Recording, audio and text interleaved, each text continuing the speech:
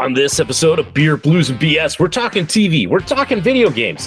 Hey, one of our usual guests is taking up the van life. Who? You're going to have to wait and find out. Plus, kids, they say the darndest things, and boy, do we got some stories about that. This is a great episode. You're going to enjoy it. We're going to have fun. And I'm not just saying that because I had some very highly intoxicated drinks on it.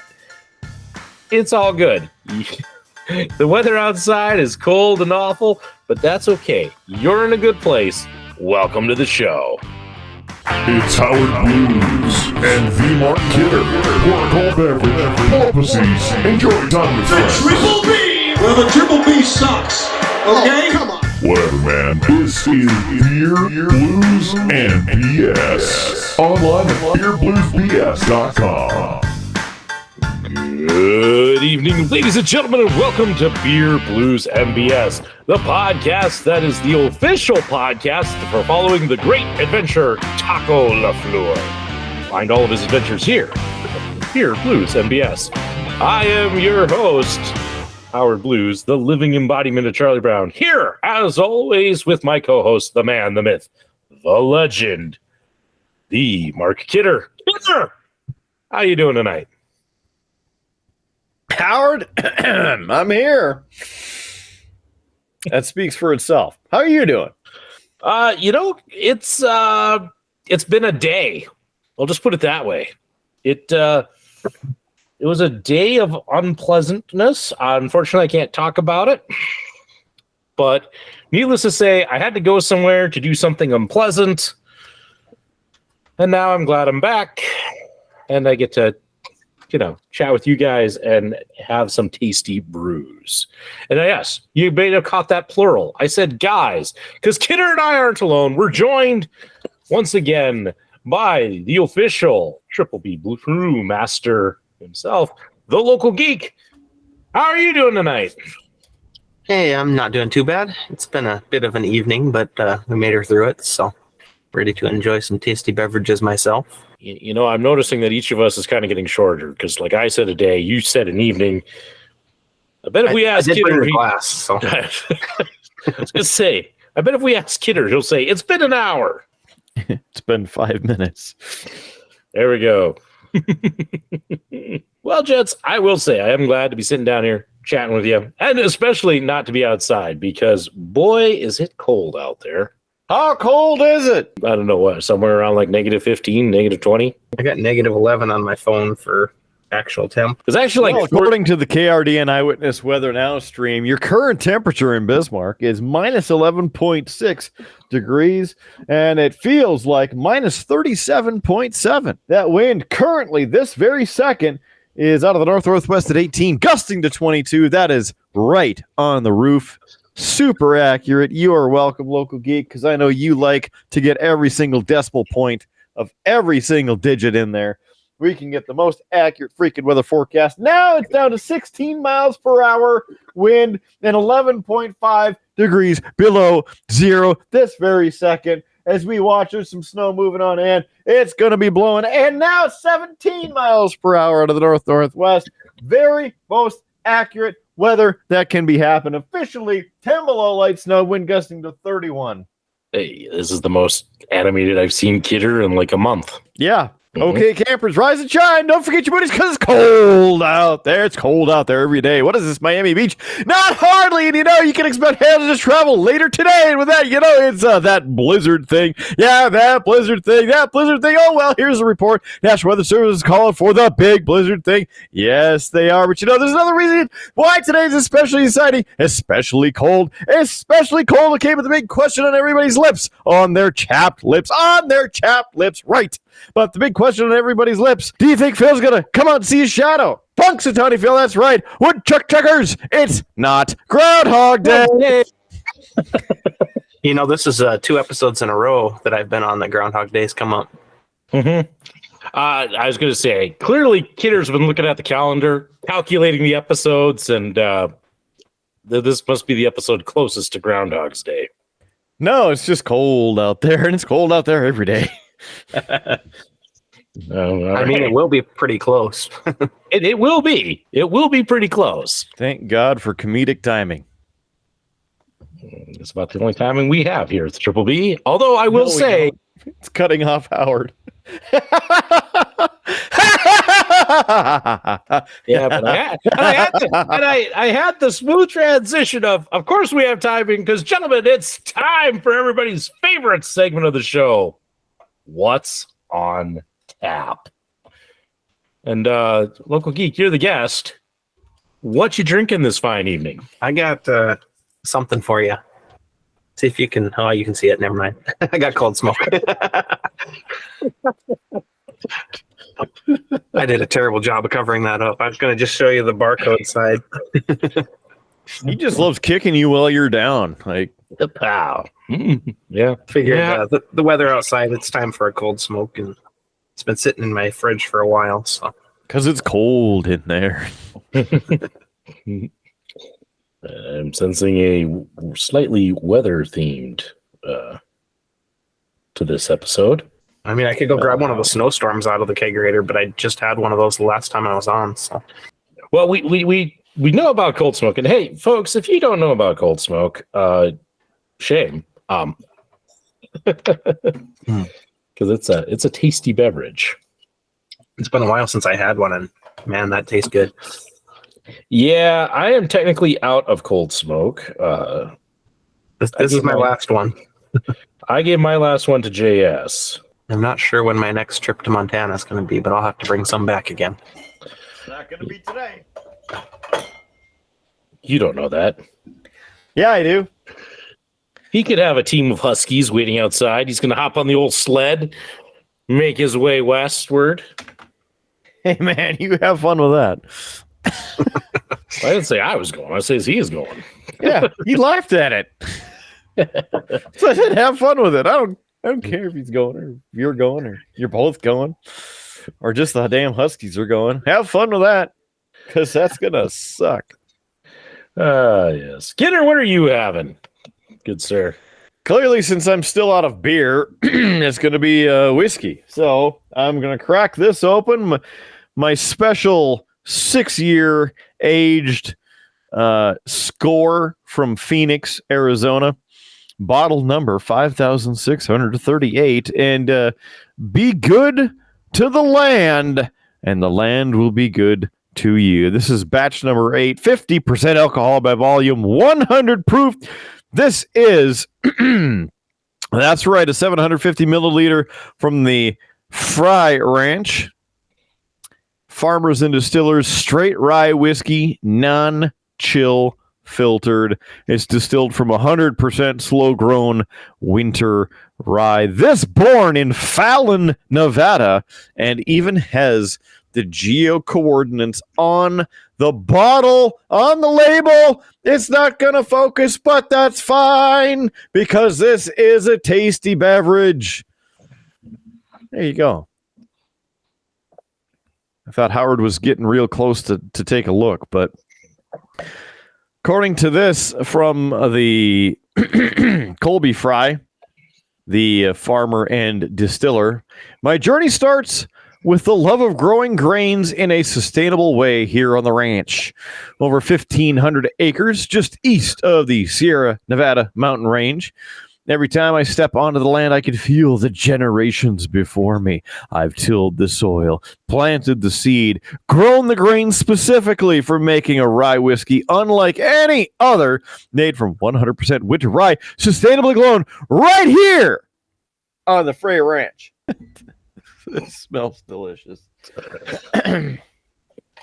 All right. And of course, I've had this before. Tasted it down in Phoenix, Arizona. And very enjoyable. This is a very, very heavy stopper on there. It's actually metal, so that's kind of cool. Keep the goodness in there, I guess. And support Star Trek Deep Space Nine along the way. Cheers, gentlemen.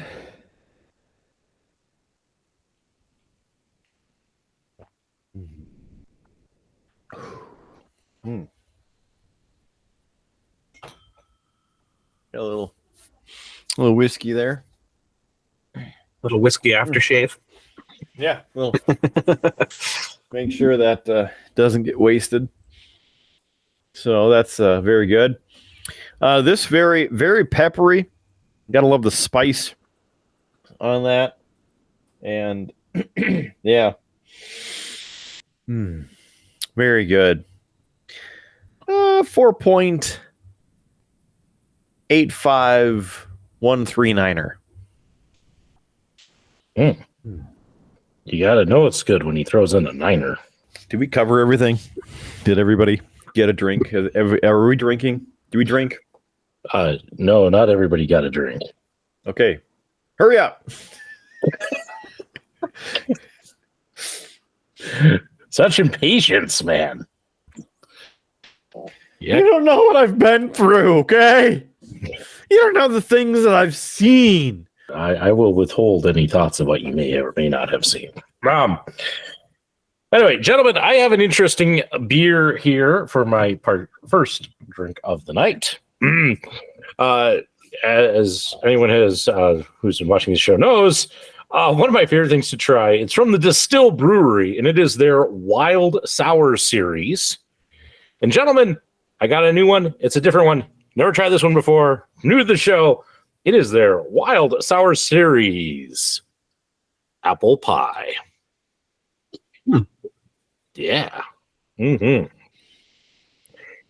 what we got as a description. Our seasonal sour ale is inspired by the flavors of the classic American apple pie dessert.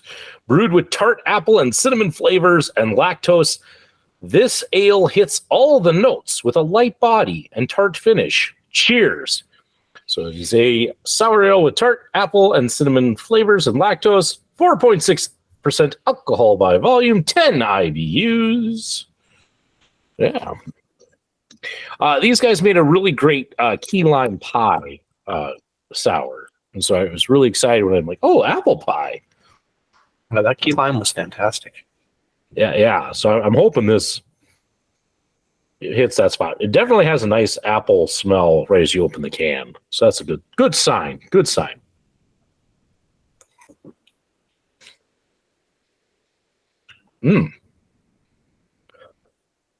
Yeah.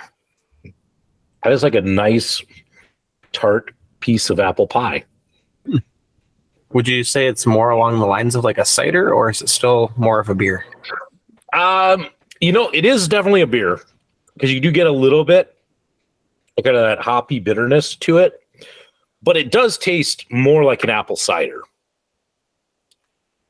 That's really what I'd put it as. It's very much like a nice tart apple cider is a good description of it. The smell of it, as I get another whiff of it, kind of reminds me of like Apple Jacks cereal.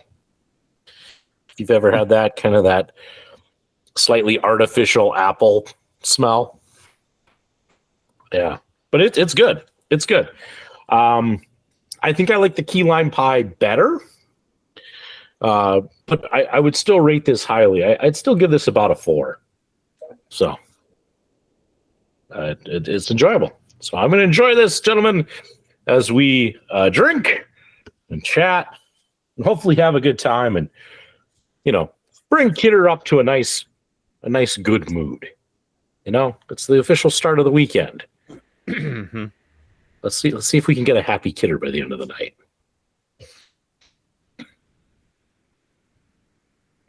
And so let's dive into the old run sheet.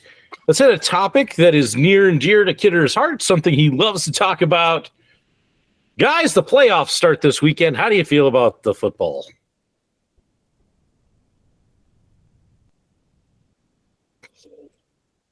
The run sheet calls for hockey. I just, thought I might get a reaction. I tried. I mean, you kind of did.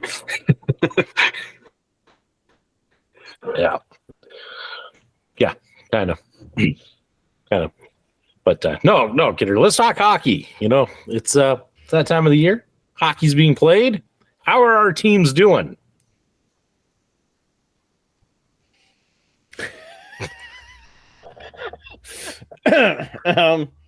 Well, UND playing Omaha tonight. Third period, 3 minutes left. 4-4. Avs beat the Golden Showers the other night. 3-0. Nice. So, Avs are doing okay. And good news for you. Gabriel Landeskog was skating on the ice during practice before the game with Vegas. that is good news. We have been without the captain for quite a while. So, glad that he is back. Hopefully, we'll get him actually in a game here soon. Really hoping that happens, yes. Yeah. So, well, that's good. Glad that we're not losing. I'll take that. Doing better than the Minnesota Wild. Well, we did have a little squeaker of a game where we lost like 8-4. What? I don't think I heard you there, Kidder. All I heard was that we're doing well. Okay, sure. That's good news. I was actually supposed to work a hockey game tomorrow, but it's been canceled. Again, it was actually a makeup game. It was canceled once before, and then they rescheduled it. And they were supposed to be tomorrow. I was supposed to cover because our announcer couldn't make it. I was all excited. And then I got the call today, like, nope, they recanceled it. So, What was the reason for cancellation? the cold. Isn't that how ice is made? There's definitely a kind of a little bit of a wimp out factor with this, but I think a lot of it is because it's kids on the bus, and so they don't like to risk something happening, the bus breaking down, ending up in a ditch, and kids being in trouble. Yeah, that's totally fair. And we're you likely heading toward a going out ground in blizzard. it if they don't have to. So yeah, we'll see. So far, I haven't done any announcing this year. I'm going to be spending a lot of time up in the goal judge chair, so you guys will get to hear more about that. My father-in-law is on his way tomorrow. He's heading for Mexico on a mission trip, so I need somebody to fill in for him. And hey, it's going to be me. So we spend a lot of time watching high school hockey. You guys will get to hear all of it: the highs, the lows. I just want both of you to know that I had the opportunity to goal judge for Bismarck Bobcats game tonight. Wow. And I chose you guys. I mean, we will let you. How did you end up with that gig? I know people, and I chose you. I mean, listen, Pikachu. I would. We could have started late. You could have gone and been a goal judge. No.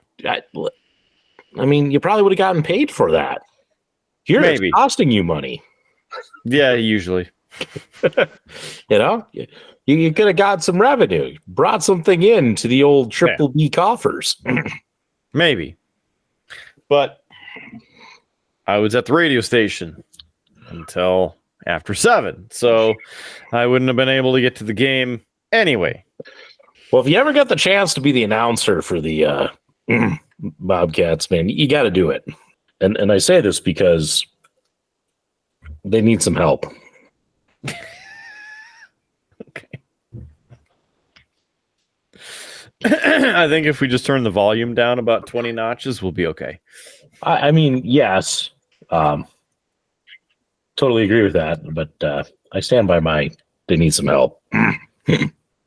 Then we could make the, pull in the rules from the Ralph and make everybody sit down during the gameplay. Well, let's not get too crazy, man. You only have so much power in the box. I mean, yeah, but,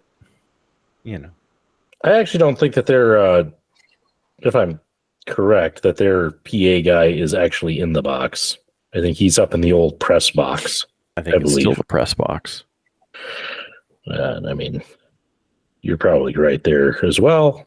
I'm used to the high school games, and we hardly have press up there. So, just saying, it's a podcast. You got to have something to say. Rude Boy needs to be here to ask that question, though. Well, I You didn't got ask the something to question. I didn't ask the question. I just said you have I to know. have something. That's why we need Rude Boy to ask to see if somebody else has something to say. Well, I know he doesn't have something to say, but I know he's got something in a box. Should I get him called up? See if he's got something to say. I mean, listen. That's up to you. I can't control you. I've known you too long. I do not have that power. I do not have that ability to control you, sir. You're going to do what you're going to do, and I'm going to, deal with it as it happens. But I did try and transition there. Geek. Since Kidder can't see the run sheet, he didn't see the brilliance of that transition where I played into what that you have something in a box. But I do have something in a box. You do. Is that okay for this show? Because there's a song about that. It's not that. Oh, we're a family show. I do also appreciate that you repurposed my wrapping paper. I'm not gonna lie. If you look pretty close on there, you might see where it says "to Howard" on it. Yep, I did see that. It was the right size. I mean, I couldn't help myself. I'm like, oh, my recycling bin is filled after 4 Christmases here. Let's just reuse. Yeah, mine got pretty full too. Thankfully, we had a recycling pickup week in between my son's birthday and Christmas. We were supposed to, but we had an ice storm. Okay, this is a box from Shutterfly, so I'm thinking I know what it is, but I don't know which it is. That is the truth. It becomes fairly guessable what it is. And I'm kind of excited to see because of how it's packaged. I didn't get to open and look at it, so I'm excited. Kidder is on the edge of his seat. that's because I bought the whole seat, so I might as well use it. Very nice. Thank you. Yeah. Adding to your collection. Yes, it will definitely go up on the wall next to the other one. For the audio listeners, I started doing this thing where for every homebrew that the local geek brings, I have made a retro style poster with the name of the beer on it, including also it has a local geek brewery label on it as well. And it's just kind of a fun way to say thanks for all the beer. So this one is your Russian Black Cat. Yes. Which I don't ever try to pronounce. Chernaya Koshka. There we go. So this one depicts actually a black cat walking through. So yeah, now you get to add that one up to Brill Grease, and we'll see which one you get next. So yeah, because I've done them all except for Mini DNA, but I said that one's too personal. I wouldn't design that one. But I haven't done the Pinkerton Porter yet. I have a great idea for it. I just haven't done it yet. I'll probably start sending them down this wall right here so they can still be in the shot when I'm on the show. Got room for one on the other side of the door too. So. Well, that's where you put the one you like the least. Just or the one I like the most because it's right next to the kegerator then too. I mean, that's true. Listen, I'm just looking out for you. Someday you might really class up the place and turn it into kind of like your own snazzy little bar setup down there. And now you have wall decor that celebrates your brewery. Definitely. It's just that was kind of a cool idea. So, it is. It's very cool. I enjoy them. Yeah. So there. Now you can also share that with all of your brewery friends. Like, hey, look, I got my own labels. Right. That's good. And hey, since we're talking about getting your own beer set up, again, I see the red sheet that you put that you're doing a little bit of remodeling. Yeah.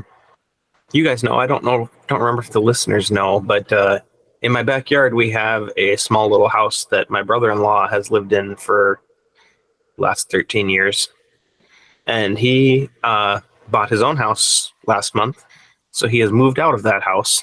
And so last weekend we started tearing into the living room. It had wood panel walls, and we thought it'd be nice to tear those out, put some insulation in because there's no insulation in those walls, and put up some sheetrock. And we got the wood paneling off and discovered that behind that is plaster and lath, which we weren't planning on having to tear out on top of everything else. Ooh. So my project that I anticipated to take day and a half ended up taking like 2 days of just demo. We haven't gotten the sheetrock up or the insulation in yet. So if only you had a weekend where you couldn't go anywhere or do much of anything outside of around the house. Yeah, unfortunately, I don't really want to carry sheetrock from the back of a pickup into the house in 35 below weather, so it's not happening this weekend. Hey, I mean, as long as you carry it like this, then you'll be fine. Just don't do like this, and then you'll end up in South Dakota. The important question so far is how many trips to Menards have you had to make? You know, we go to the other one, and we only made one trip so far. We need to make another one for sheetrock, but I don't like getting that song stuck in my head when I go to the other place. So. Listen, it's just not a good project unless you go to Menards 3 times. So you have to get at least one more trip in. I'm sure we will. Save big money. Yeah. Even if you're going to the other one, apparently we're not going to say, even though we're saying Menards. It's, we have weird standards on this show. Lowe's doesn't really have a theme song, so we can't say big money. And we can't tell you to go where the doers get work done because we don't have one of those anymore. But it's still my ringtone. That's your ringtone? You never knew that? Well, listen, I'm not usually around you when you get a phone call. Yeah, because my phone's also on silent. Yeah. Like when you go to a movie and it's like, please silence your phone. It's like, oh man, this thing's been on silent for 8 years. I better double check to make sure it's still on silent. I don't use my phone for that. I did not realize, that was your ringtone. I didn't know you were such a fan of the Home Depot. Just like the jam, man. Unlike the fact that University of Nebraska Omaha scored a goal in overtime. To your sorrow. But yeah, that's my my project that I've been working on, and like I said, I'm probably not going to do a whole lot this weekend. Might get some insulation stuck into the walls just to get ahead of that a little bit, but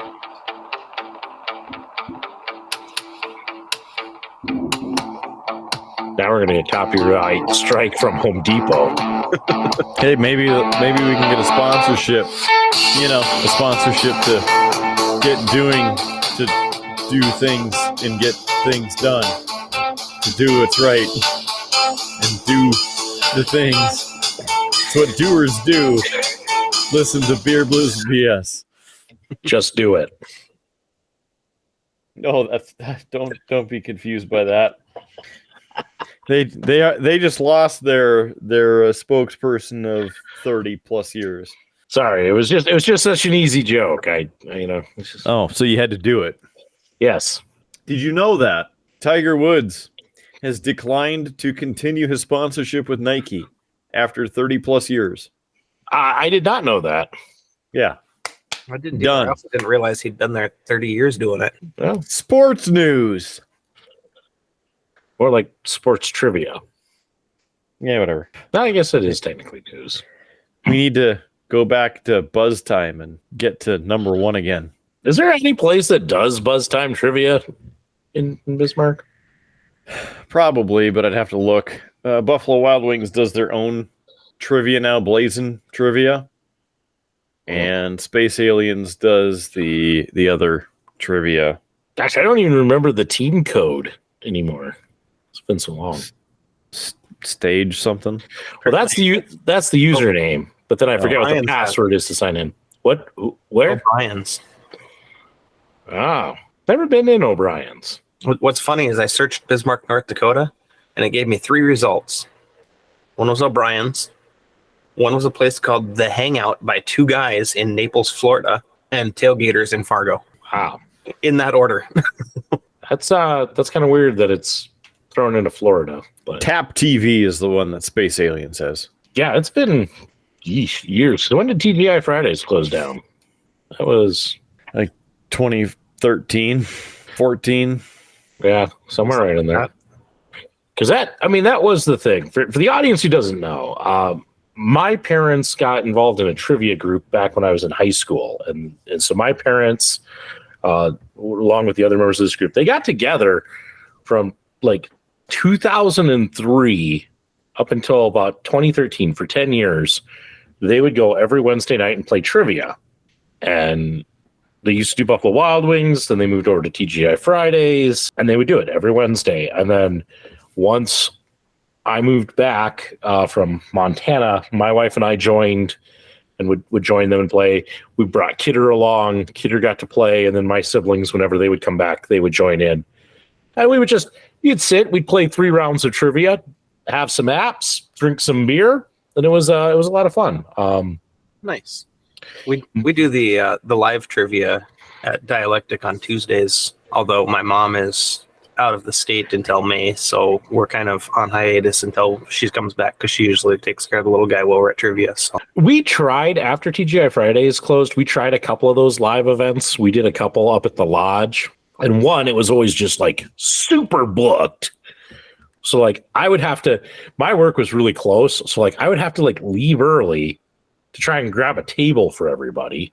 But the thing that I always had problems with the live trivia is the amount of people who would cheat and pull stuff up on their phones and such. Dialectic's a small enough place that I don't think that happens, but there's usually only about 5 or 6 teams. Yeah, because I remember one of the times we were there, and it was like the last question, like the bonus question, or I forget how they were playing it, but it was the last question, and it was about when they did all of the quarters for the different states. And it's like, which one has a race car on it? And I knew that it was Indiana for the Indianapolis 500. So we put that in. And as I turned in our sheet, I'm walking back, and here's a table where they pulled it up on their phone and they did that. And I'm like, I actually leaned into the table. I'm like, you guys are really cheating at bar trivia? Like, really? Wow. Really? I do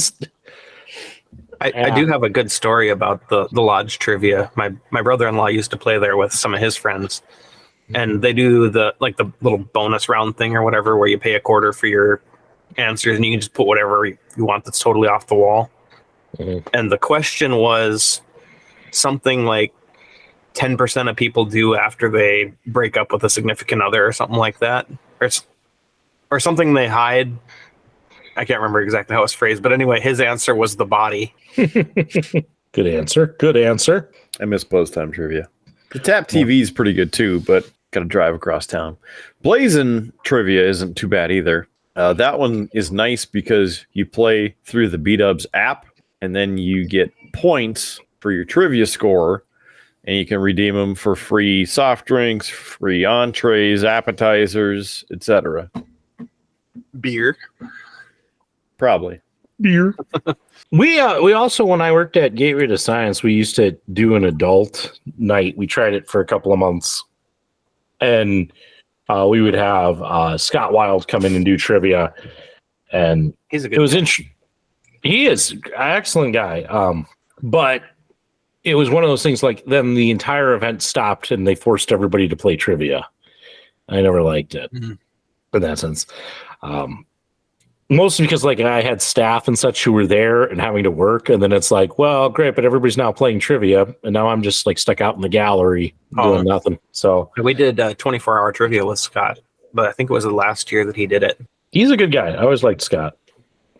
He tended to be the MC at the Einstein on Wine event every year. Nice. Yeah, he did a great job with that. So. But I actually saw Gateway to Science is actually bringing back their adult night. They're doing an adult night, astronomy night observation.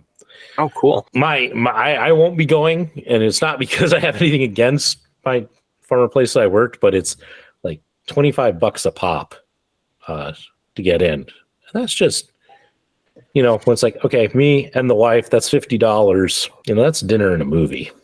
Yeah, your membership doesn't cover those sorts of events for a discount even. I'm gonna guess there's a discount for the membership. I just saw the like ad flash up, but I'm just like, that's a pricey date, you know. Mm-hmm. It's just my that was just my general reaction, because that was also part of the problem that we had when we did it. Was I felt like, you know, 'cause they wanted people, and at that time of like our generation to be showing up, and I'm like, and I made the argument, I'm like, I can't recommend this to my friends. I said, listen, I love the, you know, this place I'm working at, but I can't do it because it's, you know, by the time, I said, most of the people I know, they have kids, so you have to pay for the babysitter, you know, unless you have family. You have to pay for the babysitter. You then have to pay for your ticket. You're probably going to grab something to eat before or after. Like, it gets to be a pricey night. I don't know how anybody does it and does it on a regular basis, because we were doing them pretty regularly. And then it's just, and it was the first time we did it, we got quite a few people, and then it died out. I just don't think we had quite the right venture for it, but we'll see. I mean, I wish them luck with it, but. And I feel like that makes sense if there's something that needs to be paid for to include with it. But if it's just admission for stuff that's already there, then it can be cheaper. Yeah. So I don't know. I'll see if I hear anybody who goes, but I won't be going. I know somebody who would probably be interested in going, but he's also a huge astronomy nerd. So, well, you know, hey, he should go and then report back. Let us know. Is it worth the value? You know, right? Did he feel it was worth it? He may not feel it's worth it just because of some of the stuff he does. Like, he's got a telescope that he has a camera connected to, and a gyro that will actually follow whatever star he wants to lock it to. And so he'll take long exposure photos of whatever nebula or whatever he happens to be looking at that night. Take like a 3 or 4 hour exposure on it. You know, that it's pretty cool, the people who do those sorts of things. Yeah, it's really cool stuff. Fun story. Local, you've never been out to my parents' ranch. Kidder has. My parents are kind of out in the middle of nowhere, and they have their driveway is just kind of like this gravel road that you wouldn't really know, like that there was a house connected to it. It's just like a gravel section road that gets to their place with a mailbox at the end. And one night, my dad's sitting there laying in bed, and they have a sliding glass door that's right in front of their bed, because their house is weird. I can tell that story a little bit later. But they have a sliding glass door right in front of their bed, and he sees some headlights coming down the driveway, and they stop and they turn off. He's like, "Who the hell's out here?" Because it is the middle of nowhere. So my dad, gets his gun, hikes out there, and here it is, this young lady. She was trying to take photos of the Northern Lights, and had just driven down their driveway, not realizing it was a driveway, because she thought, oh, well, this gets me off the main road. It'll be dark here. I can get my photo, not realizing it was somebody's property. My dad just had a conversation with her, and he's like, okay, that's fine. He didn't mind. It was just kind of more of like, who is this? Who's out here on the property? But yeah, no, my parents live in a really interesting house. The people who owned it, it was their family's homestead. So I can't remember if it was just her grandparents or her great grandparents, but it was the family homestead. So it's 160 acres. And the gal, Stephanie, had inherited it, and her and her husband were going to start a dog kennel on it. They wanted to kind of raise and breed their own dogs and be in that business. And so they built the kennel building, and they built a shop, and then they ran out of money to build their house. So they lived in a double wide for a while. And their thought was, well, we'll save up the money, and then we'll finish we'll build the house. Well, years go by, and they don't get around to that part of the project. They actually just decided that they got tired of living in the double wide, so they started converting the kennel building into their house. So we describe my parents' place as rustic industrial. It's got plywood walls, but you can see all of like the venting and such running across the ceiling and all of that. It's concrete floors. Their shower stall is made out of brick. Like it's got saloon doors on it. It's Nice. It's a very kind of rustic, steel building that my parents live in, and they absolutely love it. And it is actually a really kind of cool building and I was property. gonna say it sounds kind of cool. It really is. My parents have added an extension onto it, and they've extended the shop as well. But it's a pretty cool place that they have. And back before my brother lived in town, when my parents would travel for work and things like that, I used to get to go out and dog sit, and it's like I had my own cabin out in the out in the middle of nowhere. It was like, this is great. And so it's a pretty cool property. But yeah, anyway, the reason my parents ended up with it was they're in the same dog training group as this Stephanie. And my parents, they went out there they did a group picnic out there, and my parents fell in love with the property, and they just said to her, if you ever decide to sell this place, let us know. And about a year later, Stephanie called and said, hey, are you guys still interested in my property? My husband and I are getting a divorce, and I would really hate for him to get any part of this because it's the family homestead. So I'll sell it to you. So my parents bought it. Nice. So, and they've been out there quite a few years now, and they love it out there. Kidder has even got a rock named after him. That's a P-Rock. Big Rock. No, that's next door. Wrong address. The door was open. I had to take it. I have nothing to do with that rock. Except a healthy disdain for it. Kidder came out one day, and we were moving some rocks from the field out. My parents were doing some landscaping, and Kidder got to try to pick up a really big one with the skid steer. And it has ever since been named after him. Hey, we picked it twice and made it a good 50 feet. Mm-hmm. Yeah. For the record, because I'm no expert skid steer operator. However, I've dabbled. And then your dad finished it off by cheating and just shoved the thing all the way across to its final landing place. He didn't actually drag it or pick it. So, look, you have to ask, did you grab a new beer? I did grab a new beer. All right, because that means I need to kick it off and say welcome to everybody's second favorite segment of the show, and that is What's on Tap, Round 2. Drink. So what are you having for round 2?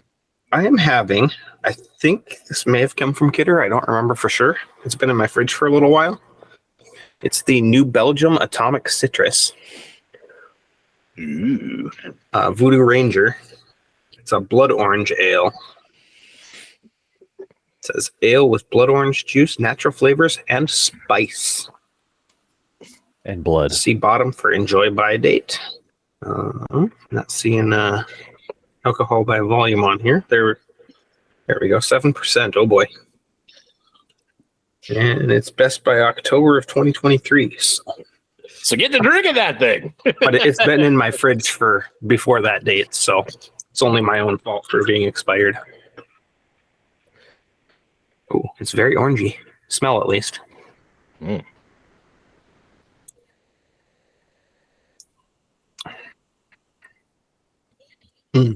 Not sure how I feel about that one.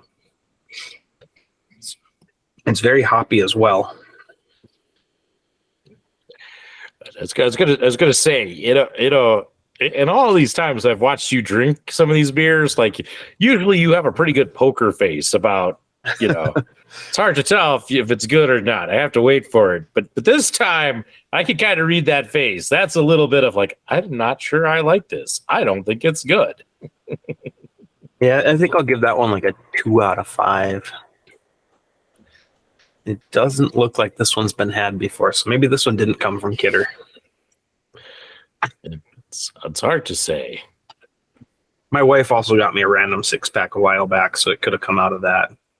Well, we already talked while you were doing that. The Kidder is still working on his whiskey drink because he poured a heavy drink.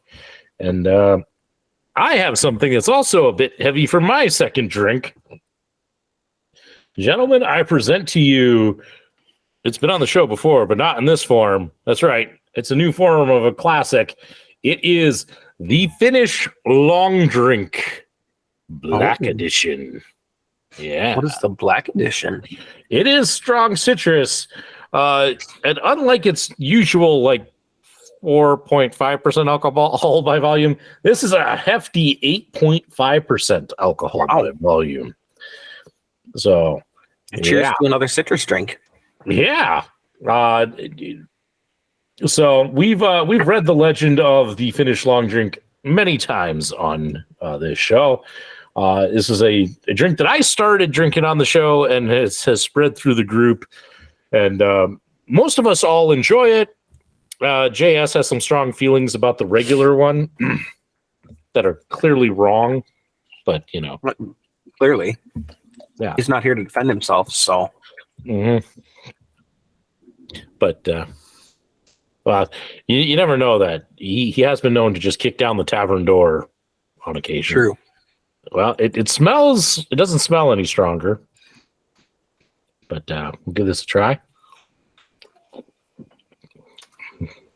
I have not had one on the show before. I'll say this. It doesn't taste any different. But I am kind of glad that I'm done gluing things as I start this, because I have a feeling that one's going to hit me hard. Yeah, but it's good. It's good. I forget what I have rated the original one, but it's probably right in line with that. So probably right around to like a 4.5. I believe that was one of the ones that got a 5 out of 5, but I'd have to double check. I'll still stick with the 4.5, mostly because this is so heavy. I don't know that I could drink this on like as frequently. Besides being 5 out of 5, the regular one, that makes sense, as well as the cranberry one. Yeah. So, yeah, I'll give it. That's a 4.5. I'll stick with it. I have spoken. Speaking of speaking, isn't it always fun when kids say the darndest things? Kidder wouldn't know. you and I know. Kidder wouldn't know. Kidder's like, I don't like being around kids. I got a good one for you. My son's been getting into playing on the Switch a little bit lately. And so he was watching me play this time. I was playing Mario 64 off of the emulator that they have built into it. And I was in one of the early episodes, like or levels of it. And just the graphics of it aren't the same as what we have nowadays. So it's a little bit choppy and glitchy. And I was trying to go across one of those little bridge things, and I kept falling off of it. And he goes, "Dad, you suck." Like, I can't argue with you, bud. I keep falling off. I do suck. Did you hand him the controller and say, "All right"? No. You think you're so great? Go for it. He has been into A Boy and His Blob lately, though. But what he does is he has me play through like 99% of the level, and then he wants me to hand him the controller at the very end when you go pick up the jelly bean at the end of the level and finish it. And I oblige him, of course, but it's kind of funny. He'll hand me the controller at the very beginning of the episode and say, "Okay, you play." And then when I get to the end, he goes, "Okay, let me have the controller." With my son, we've been doing, I bought there's a collection of all of the old Teenage Mutant Ninja Turtle games. Ooh. And so we've been playing through that. Mostly just the arcade versions on those, because with those, you can just hit the start button a bunch of times and end up with like 150 lives right off the bat, and which is good. And so we've been playing through that, and he's okay, but he can't quite, and with his, I don't know if it's his apraxia or just too much going on all at once. He can't handle kind of all of the button pushes and watching and comprehending all at the same time. So like he'll just stand there, like he'll walk a ways and then he'll stand there and then he can hit the button to attack anything that comes near him. But like he has to stop attacking to walk forward. And so sometimes you have to be like, buddy, walk. Yep. That's kind of how mine is too. Like if he does play a level of a boy in his blob, he doesn't multitask well on it. He'll do one thing at a time. He did delete my save file that was all the way at the end of the game, which was a little bit upsetting, but he's been wanting to play it enough that we're almost back there now. So that there's some pain and suffering. I actually, here's a fun one. Kidder will laugh at this that I finally am getting around to it. I bought myself a game to play here recently. And I'm really late to the game, but I'm living up to that most relevant podcast host on the internet. Started playing Skyrim, which the reason I say Kidder will laugh is because Kidder has fond memories of watching me play Morrowind back when we were in college, because that was a game where, like, if you weren't a fighter, like the rats would kill you. And so Kidder would watch me spending hours upon hours sneaking through the landscape, hoping that nothing popped up and killed me. And typically it was I'm almost there. Oh, there's something. I'll stop. It sees me. No, I'm dead. Bing! Back at the starting point. And then there's me over there watching him going,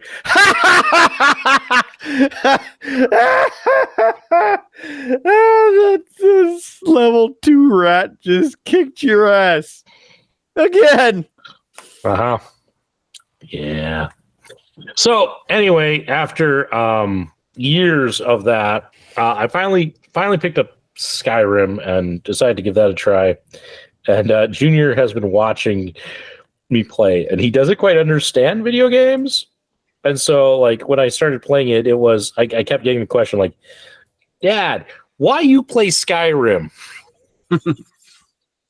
Because I wanted to play Skyrim. Who, and for anybody who's not familiar with it, it's a first-person game. I mean, you can put it in third person, but it's first person. You're like, where is your guy? I'm like, well, I'm looking out of the eyes of my guy. Where is your guy? It's been pretty funny. I haven't gotten too far into it, but I played a little bit. Nice. It's all right. I did some searching on the internet for a good game for a kid his age to kind of get him started out on video games a little bit, and I found quite a few recommendations for a Paw Patrol game, so I purchased that for him for Christmas, and he enjoyed that pretty well. He hasn't played it lately now that he started discovering the other games that we have, like Boy and His Blob and Mario Kart. He's also been pretty into. So Mario Kart he usually gets bored with after a little while, but it's kind of nice. The one on the Switch has auto acceleration, so he doesn't have to worry about pushing a button to go. And then it's also got a feature you can turn on that won't let you turn around backwards or fall off of the level. So it'll at least put it in like kid mode for him, essentially, so he can do whatever he wants and not do too bad. Like, he's actually gotten third or fourth place before and not even tried. Yeah, I tried Mario Kart with my son on the Wii. We don't have a Switch, but we have a Wii. And we only have one controller. We haven't found our other controllers from the move. So it turned into like me doing the steering and running like the buttons. I'm like, okay, you just have to hold down the accelerator. The number of times that we would come to a complete stop. Like, buddy, pull the trigger. We gotta go. Fun times. It's hard to watch them do that sometimes, but you just got to let them do it how they want, because it's how they're gonna learn. And they don't care if they win or lose on those types of games. And me and him, we just kind of have fun when we do it. Yeah. Lately, when we play Mario Kart, he'll usually ask somebody to play with him, and then now that he's to the point where he basically understands what he needs to do, I just take mine and I'll usually finish first place in the race, and he's still sitting back in like usually 8th to 12th place with all the features turned on, but he has fun with it. Sometimes he'll try to turn around backwards and make the tow truck guy come get him and turn him around. Yeah. No, it's fun. It's fun getting to introduce them to gaming and such. Yep. See if Kidder's paying attention. Oh, I see everything.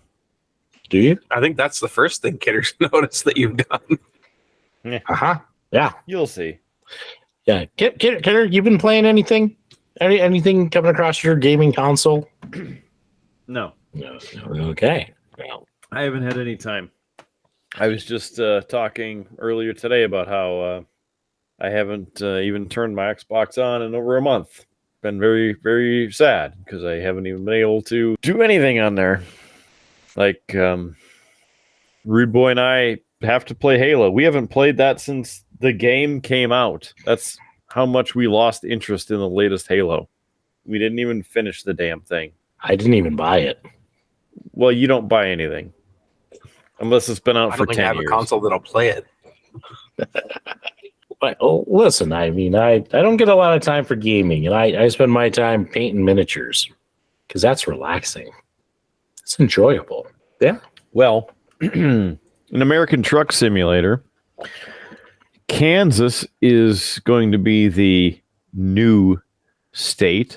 Nebraska is coming along, and that has not been released yet. Oklahoma was released before Kansas was. A little rework for California. They've added a bunch of extra stuff and retooled some of the cities. Christmas event was extended. I still waiting to have a sale of good proportions for Cities Skylines 2. Rude Boy picked it up, and it's got a bunch of bugs, and the reviews are mixed on it. Came out in October. Also, a game that's got mixed reviews is Star Trek Infinite, and that one not as expensive as City Skylines, but it's a game, and I don't remember the original game. Maybe if I looked into it. But basically, this game was whatever. The original version of the game is almost identical to the Star Trek one, but they retooled it and then issued it as an actual Star Trek game.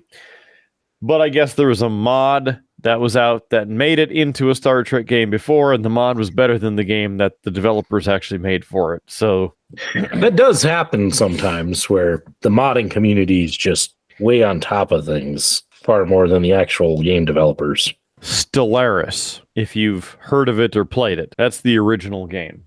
One review right here after playing 2.2 hours. This game is awful. If I wanted to play menus, I'd order from DoorDash. That's a good review. And I mean that as in like nice burn. Game is a total mess. I can't even scroll the species to play on the launch screen. Further on the planet screen, I can't access the building screen as it cut off below the screen and it cannot be scrolled down. The main screen of the game looks fine. Does not appear to have anything in cut off. Total disappointment. It's the state of gaming is just interesting because it, I don't know how much you guys have followed of the industry, but the fact that you get more and more of these like AAA games coming out and they're not done. They're unfinished. They're not good. It's one of those things where I don't feel bad that I wait 10 years before I buy something because like they might actually have fixed the game by then. It might actually be playable. But or like Saints Row, the company just goes under and then that's it. Yeah. So which I'm very disappointed because I don't remember if I mentioned it, but the game Saints Row, the new one, was free December 30th and 31st, and I saw the article on it on the 1st. Frickers. That's disappointing. I feel bad for the people who go out and buy these things. I mean, I've seen the reviews on things like Starfield, which came out not that long ago. It just sounds terrible. I feel bad for anybody who bought that. The game apparently was fantastic. when you first play. Super awesome, super exciting, and then about 4 hours in, you're like, I've done everything, and then you don't want to play it anymore. Yeah, it had a lot of empty planets and a lot of like, hey, you've landed here. Now it's going to take you 5 minutes to walk across to this base you want to visit. Once you get there, there's hardly anything to do. Was the kind of the critique I saw. The other problem was, and it's a Bethesda game, so like you could be a bad guy, you could be a pirate, you could steal stuff, but then when you try to play like a mission, it has you go to a like a major solar system or a major planet, and you need to land to complete your mission. As soon as you try to dock, it's like, well, you have a bounty, so you're gonna have to pay this exorbitant fine in order to land. Classic Bethesda.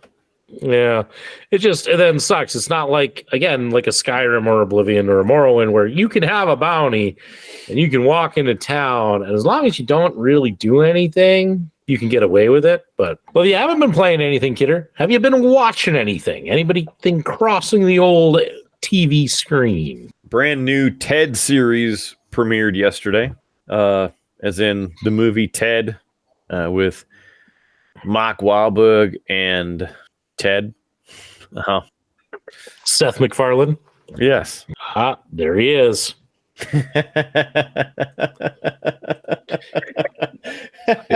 Ladies and gentlemen, in a repeat of what happened of the episode that came out the week that we're recording this, joining us, kicking down the door, it is one JS Gunslinger. Good afternoon, you big beautiful buttholes.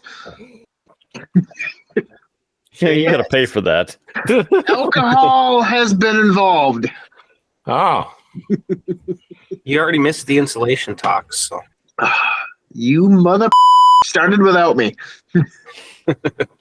Well, in all fairness, Kidder didn't tell us you were coming, so... Kidder didn't tell me I was coming until like 10 minutes ago. He didn't have a reason to come until about 10 minutes ago.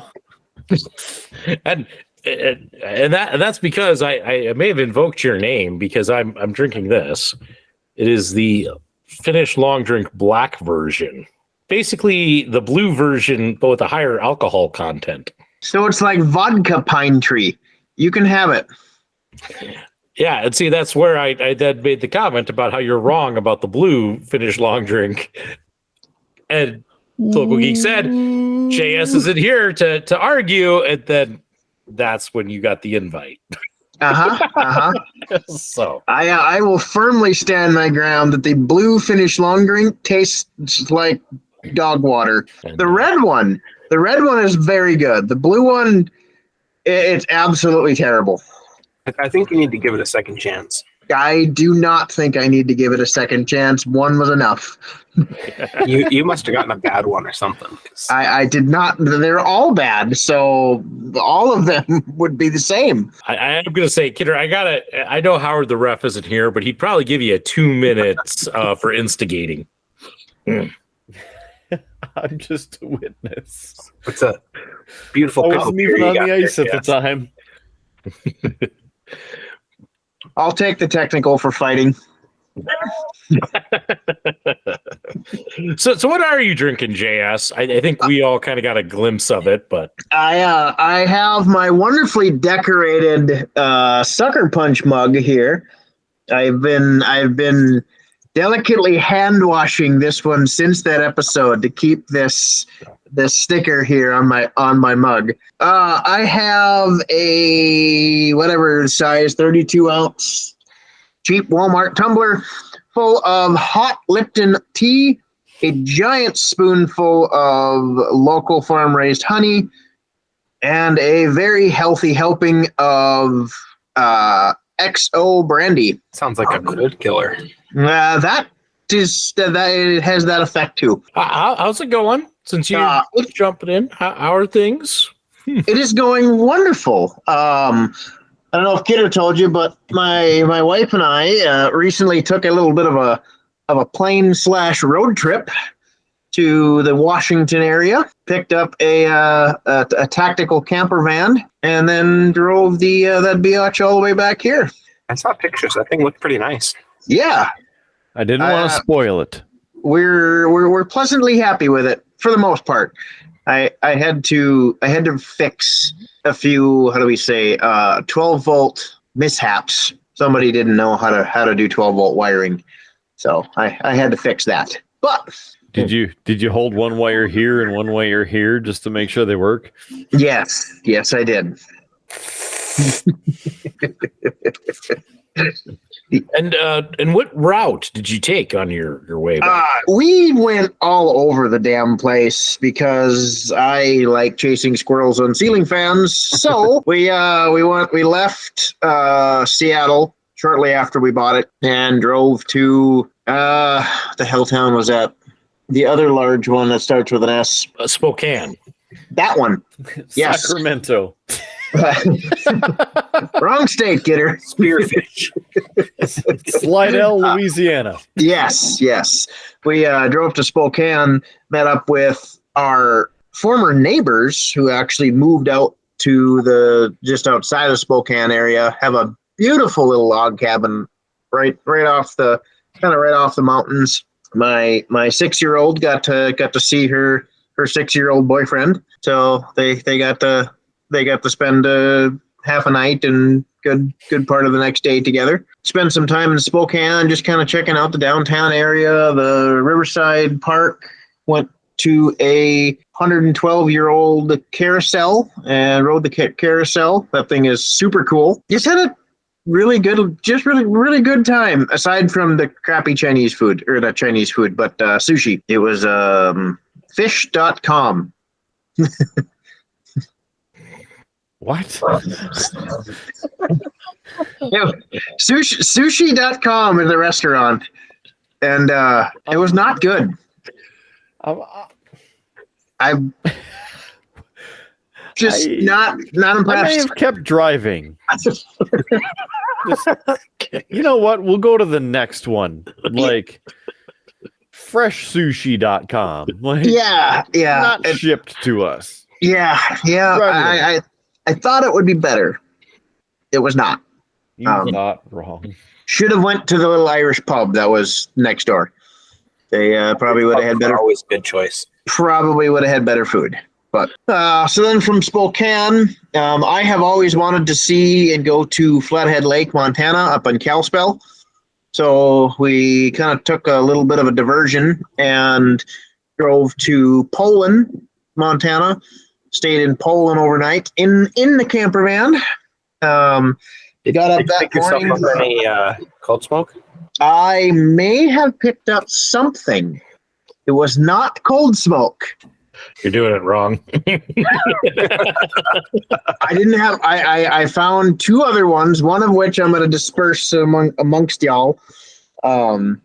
I wanted cold smoke, but I didn't have enough room in the damn fridge. You know, it travels outside of a fridge just fine.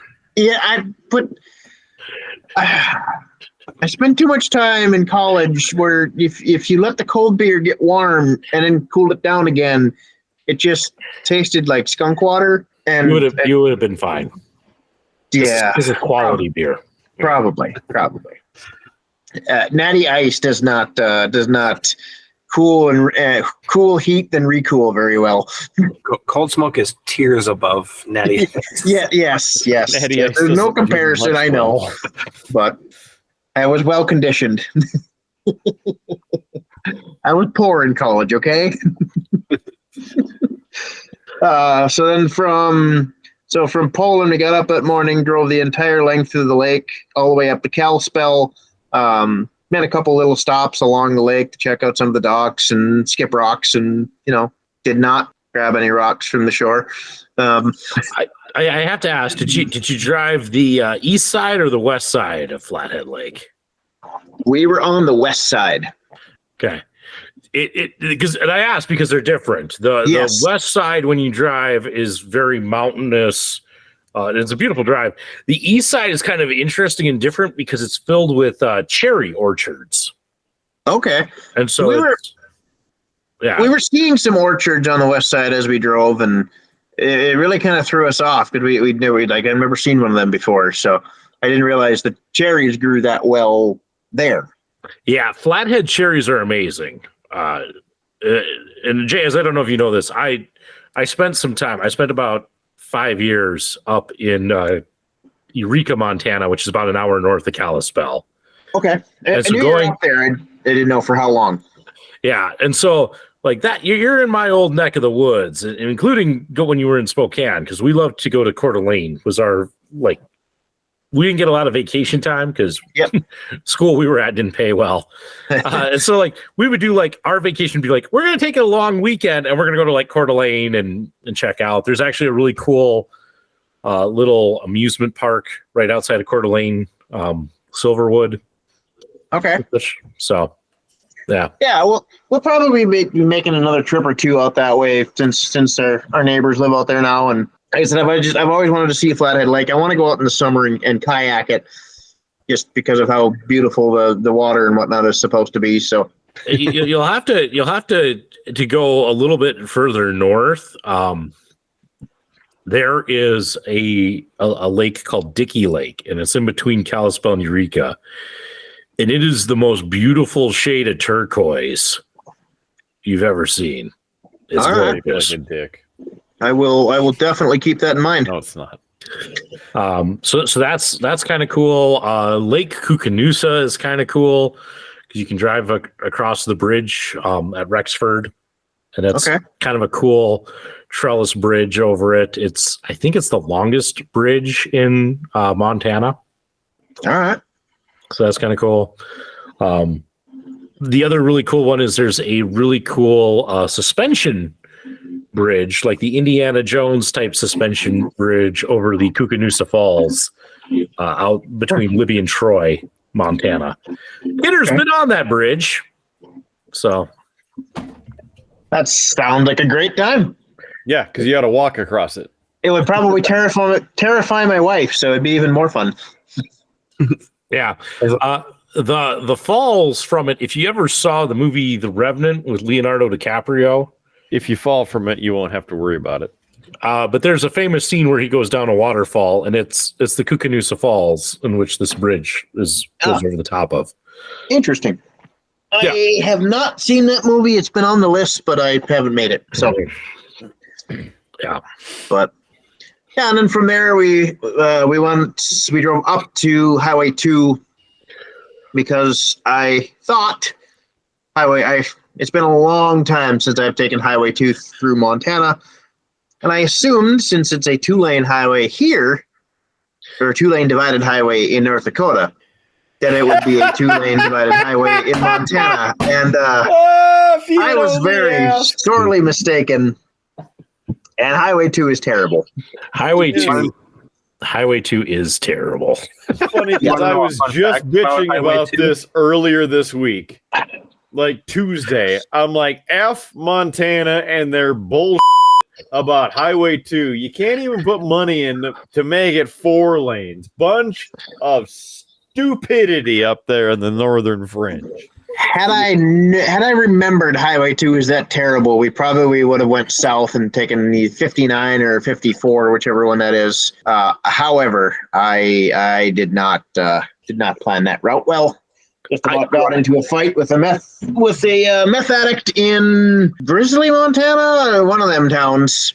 Random guy come up to the window and decided that he wanted to ride with us. That was not happening. Do you want to know a fun fact about Highway 2 in Montana? Pretty much. Sure. Random fact, hit me. It's one of the few highways in the country that has mile marker 666. I should have found that and stolen that. I will. 2 things. One, if you want a great route across Montana, I recommend Highway 200. Goes through Lewistown. Okay. But it's a bit more scenic than like the flatness of Highway 2. When we did the entire thing in the dark, so we didn't get much scenery. You wouldn't have got much if it was in the light. I've driven that route many times. You cross like the Milk River like 7 times as you go across. I noticed that. That was really weird. No, you don't cross it 7 times. You just stuck in a time loop. I was wondering, like after like the 5th one, I'm like, are we Are we going in circles? Like, what in the hell is going on here? Yeah. No, my wife and I have driven just about every way across Montana, and Highway 200 is our favorite route. All right. I will definitely keep that in mind because Highway 2 sucks. Yeah. But since you brought up meth head, I have a great story that actually happened here in Bismarck. But when my wife and I were dating, I used to drive a little Pontiac Grand Am, and it was old, and the AC in it was not great. And so during the summer, I tended to more often than not drive with my windows down. It's better than the hot car. We were coming up State Street, and we were turning onto Interstate. So that's it's a double left to turn onto that. We were going to go over. I think we were going to the AMC movie theater back when it was Carmike. And so we're in the one left-hand turn lane. Somebody pulls up next to us in the other left-hand turn lane. I have my window down.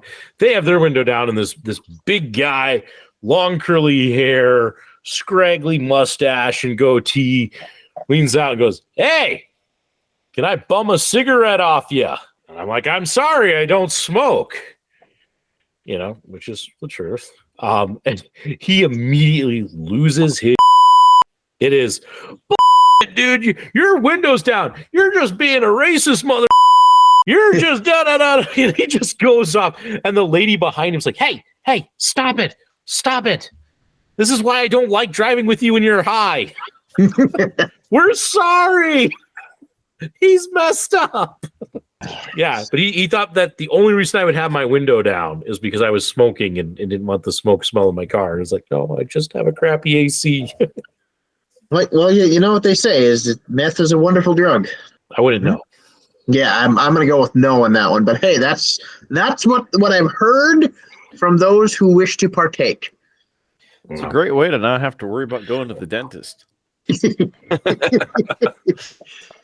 Yeah. Teeth aren't high on their priority list. Just them. Yeah. No. It was funny. I mean, Lefty and I laughed about it because I'm totally not a smoker. I think I made a joke once. I had an aunt who has now passed away, but she's the reason I don't smoke because she was Cruella de Vil. I don't mean that she was trying to kill puppies, but like that was the best description I could ever give of her. She had her demons. She wrestled with drugs. But every time you saw her, she was always very thin, very almost skeletal bone structure. You almost always saw her in a fur coat, and she was always smoking a cigarette. And so that was how I would describe her, was Cruella de Vil. In fact, me and my brother, when we were little, we actually thought she was Cruella de Vil because she fit that image. And so that's how I described her to my wife.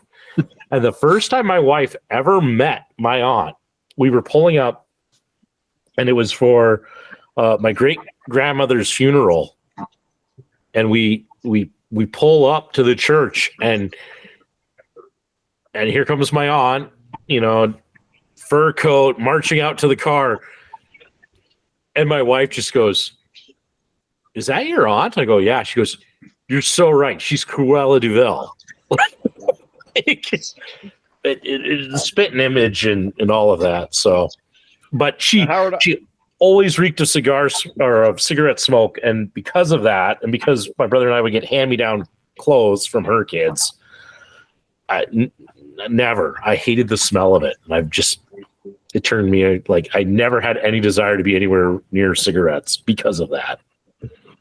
Now, Howard, I thought you chose not to smoke just because you had common sense. That too, but I'm just saying, like as a kid, like when we were going through DARE, because everybody goes through the DARE program. Like they'd be like, "And how many of you have been tempted to smoke?" And I'm like, "No, why you?" Like that's just stupid. That stuff so reeks. It's kind of on the same lines. Yesterday, I was asked how many times I had drank in college before turning 21, and I was like, "Only on Fridays." Once?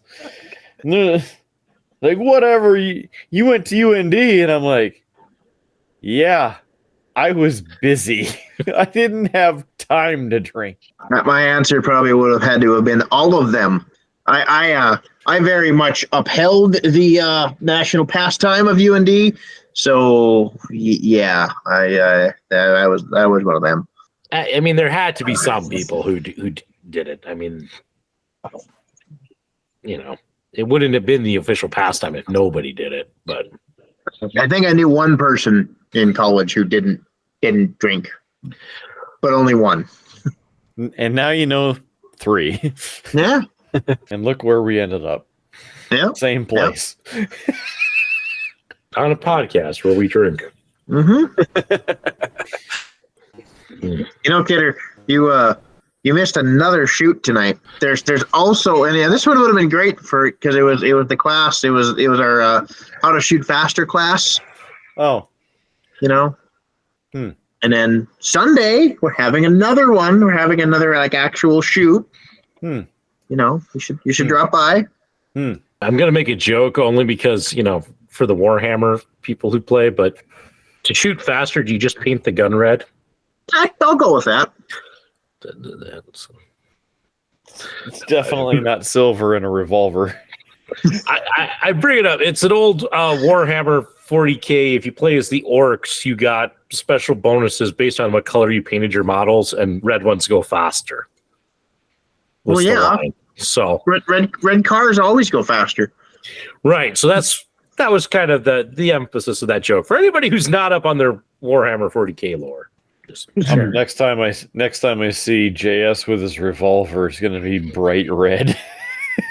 Ooh. If it wasn't hard chromed, right? Well, now it's stainless. I might be able to make it red, and then put some kind of a red dot on top of it. I'll have to buy another cheap one and paint that one red. I don't want to paint the Smith red. Yes, don't ruin a good gun. Had the kiddo out with me today, and he did darn good again. So I don't know if he's going to make the one on Sunday. I think he's got a birthday party, so he might not make that one. But Kidder could join. Right, there's now a spot open. Yeah, there you go, Kidder. You got a Sunday activity. That's a classic experience. It's a classic Kidder non-committal committal. yeah. I was gonna say I think Kidder glitched out for a minute, but yeah, that's kind of what I got going on. I built a fort today. It was pretty cool. I got to spend like 6.5, 7 hours outside today, and it was not fun. So decided I'd have some fun and built a fort. Nice. Yeah. That way you're still alive. Yeah. You know, Kidder's got pictures of it. I don't know how to put pictures on here, but Kidder does. It's all right. I'm sure he'll share. Yeah. I'm sure Howard will put them into the episode so that the audience can share. There you go. I had to work on a piece of equipment, and this telehandler was quite frozen. I tried for probably 3.5 hours, 4 hours in the morning to get it going with just the heater and whatnot. Wouldn't work, so I had to go back to the shop, get some fort material, and then build a fort around the shop, around the telehandler, and then pump the heat into the fort, make it super warm inside, thaw all the fuel lines out, get all the jelly and frozen wax out of the fuel so I could get it started and get it out of the semi. I would love to say it was a great time and I had a wonderful experience, but I did not. I froze my balls off today. Yeah, I could see that. I went to Jamestown and I had to thaw out our site truck for me to travel with, and I spent the rest of the day just frozen cold. So, and I was probably outside nowhere near as long as you were.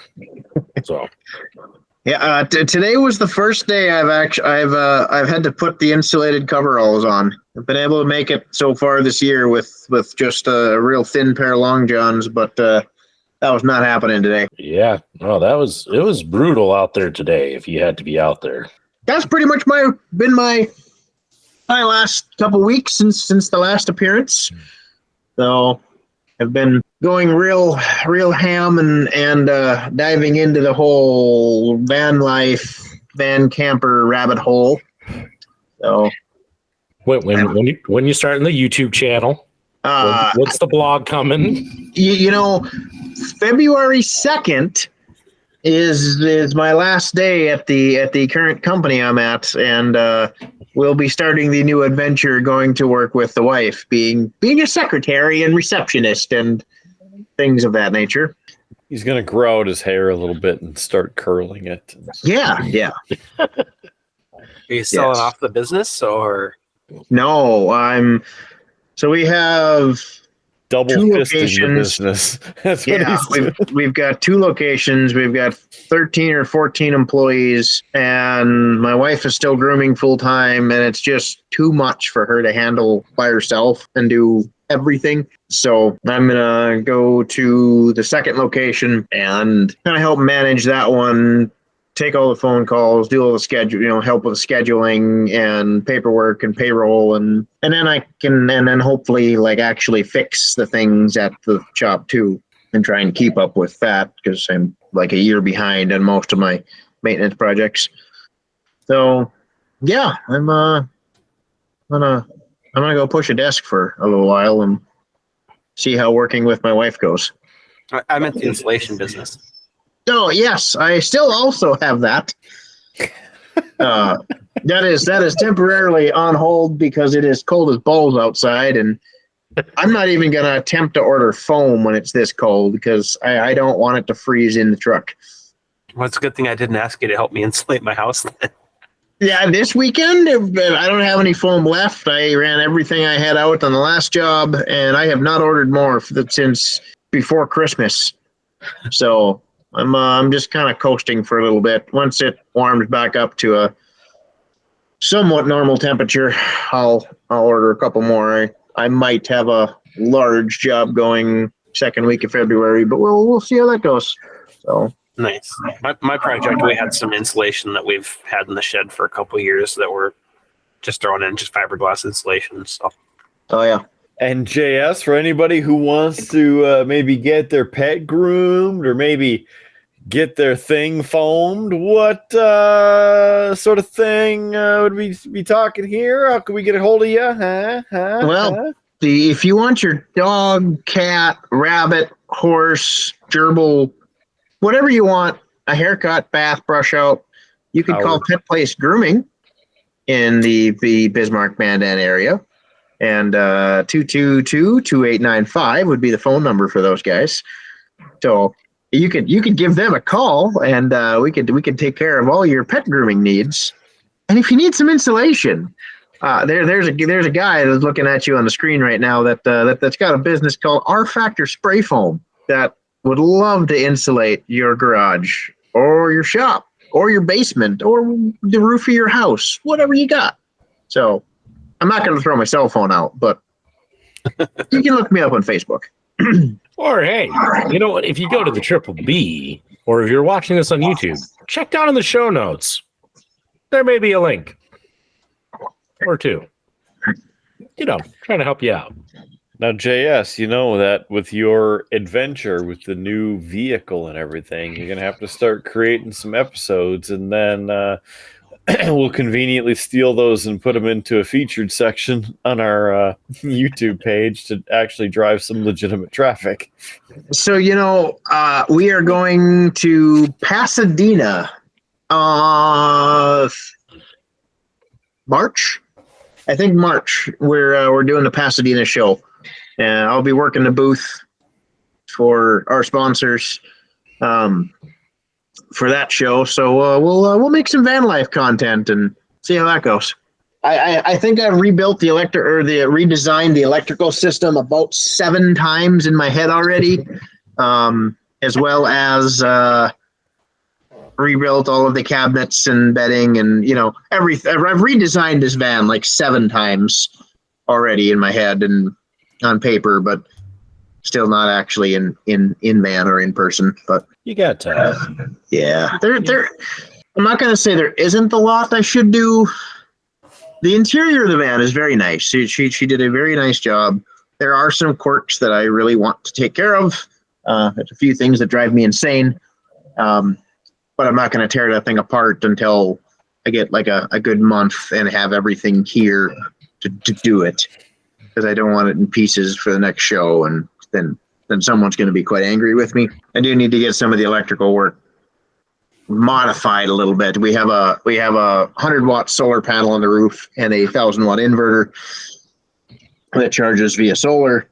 It just didn't charge very well during our week because it was always cloudy and we drove a lot at night, and we towards the end of the last 7 hours or so, not even 7, probably the last 4 or 5 hours of the trip, we were out of 12-volt power, so we didn't have like the internal, like the 12-volt lights in the inside, and we just had to keep the fridge closed for the most part.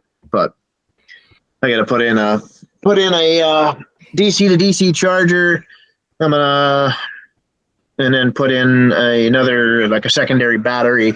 So I got like 2,000 amp hours of battery going, and then that should kind of take care of the majority of the issues for now until I can rebuild the entire system with a fancy one. And LED upgrades for everything. It already has pretty much everything LED in it. The headlights have been redone. All the interior lights are all LED. I sent you the green picture, didn't I? No. The van is officially named Brunhilde. Howard will probably know what that is. Yeah, I mean, it's not the best name out there, but I mean, that's what the wife came up with. So, you know, the best boat name I ever saw was in Coeur d'Alene, and if future Howard has enough time, which I doubt he will by the time this airs, I have a photo of this boat, and the name on the boat was Quit Your Bitchin'. Nice. Yes, redneck word of the day. Yeah, it was a good one. You know, JS, as a dad, he should have named it Vanessa. I thought that was also considered. Given that it looks like a small military vehicle, we figured that we needed to incorporate some kind of like Norse Viking warrior type thing going in there. So. Yeah. Do you ever pull it, or are you ever planning to pull a trailer with this van? Yes. Because then you should have called it Van Hollen.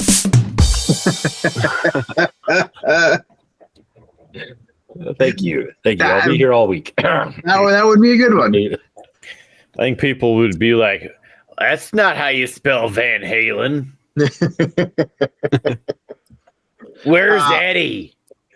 I'm also contemplating putting mock-up Browning 1919 machine guns on both sides of it, just to add to the effects. Oh, hey, I can share this because people are, well, yes, I can share this. We finally got a quote on the Oscar Zero helicopter. They finally told us what it's going to cost to demilitarize that thing. It's going to cost us like an additional $11,000. Cool. For them to take the engine out. So, pocket change. I know a guy that can probably rip a motor out of that. Yeah. So we now have to try and find that money, but hey, we're closer. We're closer to getting a helicopter at Oscar Zero. So I also know where there's a freshly repainted Medevac Huey sitting that could be acquired. It's already demilled. Yeah, the thing about that though is it's probably through this same group, and they probably get a little stingy about where they loan stuff. I mean, if it's on a pedestal already, you just have to take it down. We're trying to get a Minuteman missile. The Grand Forks Air Base had one, and it blew over, damaged it a little bit, and so they don't know what they want to do with it now. And we're kind of like, well, you don't want it. We'll take it. That'd be cool. Yeah, all part of the experience. We're also trying to get a Peacekeeper. That's on our wish list of stuff. So. But we'll have to see. Right now, a lot of the emphasis for the agency is, if you haven't heard, we're building an addition onto the Heritage Center, and it is going to be a military museum, focusing in on telling the story of kind of the military in North Dakota, but also like talking about like the tribes and their militaries, their warrior societies, and all of that. So we're working on that. It's with the National Guard, so we're looking at what pieces and such we can get to add to that. So that's coming in the future. And how much is that expansion? Well, I'll put it this way: we're still fundraising for it, but we're already like 16 million over budget. So, is that going to bring back the fighting part of the Fighting Sioux? Probably not. Probably not. But we're excited about. Well, okay, I'm excited about it. Not all of my colleagues are excited about it because they're like, "Oh, all the work we're going to have to do to make this happen." And I'm like, "Come on, this is going to be cool." You know, it's not every day that somebody, people are willing to give us money to expand the Heritage Center. I mean, it's better than sitting in a flooded basement. Yeah. So look forward to that. And then, that might not be the only future expansion coming to the Heritage Center, but we got some big plans coming down the pipe. I take it you weren't involved in the whole flooding basement thing that happened the other day. Oh, at the Heritage Center? Was it the Heritage or the Library? It was Heritage or the Library. I don't know which one, but I'm glad you brought this up. It's actually the State Library. They've broken a water main, not once, not twice, but 3 times. And because of that broken water main, they've had to shut off the water. And so at the Heritage Center, about half of our building loses water every time they've had to shut it down. So we have spent like the better part now of like a week, like having to walk to the other side of the building, like to go to the bathroom or refill a water bottle or anything like that. And I don't mind, gets my steps in, but I have had a coworker or two who have made the comment about, how do they expect us to work like this? And my general response to that is suck it up, because my staff up at Fort Totten, they don't have a bathroom in the building that has their office. So they have to walk all the way, about a quarter mile, across the parade ground to the inn, which is the only heated building in that facility that has a bathroom. So every time, like today, when it's frigid cold out, if they want to go to the bathroom, a quarter mile to get to the bathroom and back. You could just build them an outhouse. We're working on, they're getting a new admin. We're restoring the admin building for the fort, and that'll be their new office, and it has bathrooms in it. But I just had to laugh that there are people who are like, I can't work like this. I have to walk down the hall. I would have had to remove 5 layers of clothing and crawl out of my fort to use the bathroom today. And that was not going to happen. He just peed his pants. And then I would have to like pry the door of the Porta-John open because it's frozen shut. And hopefully you didn't have to do the other one because you stick to the seat.